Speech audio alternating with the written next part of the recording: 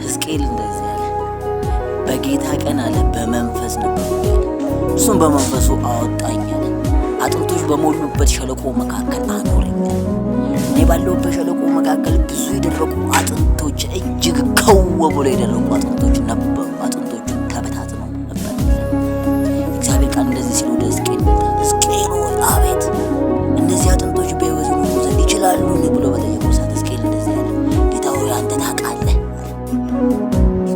እነዚህ ሁሉ አለ እግዚአብሔር የእስራኤል ቤት ልጆች ናቸው።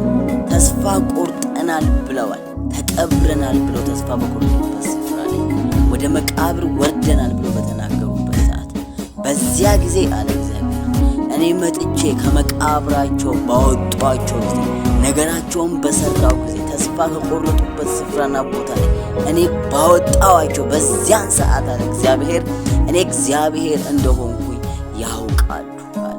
እነዚህ የደረቁ አጥንቶች አለ ለሕዝቅኤል የእስራኤል ቤት ናቸው አለ እግዚአብሔር ለሱ ሲናገር። እነዚህ የደረቁ አጥንቶች ምሳሌ አድርጎ ለሕዝቅኤል ሲናገር ተስፋ መቆረጥ ስላለው ሕዝብና ሞተናል፣ ተቀብረናል፣ ከእንግዲህ በኋላ ምንም አይነት ልምላሜ የለም ብለው ተስፋ የቆረጠውን ሕዝብ ሊናገር ፈልጎ እግዚአብሔር በነዛ በደረቁ አጥንቶች ምክንያት ለሕዝቅኤል ተናገረ እና ተቀብረናል፣ ሞተናል፣ ጠፍተናል ባሉበት ስፍራ ላይ ተስፋ ወደ ቆረጠው ሕዝብ እግዚአብሔር በትንቢት ወደዛ ሕዝብ መጣ።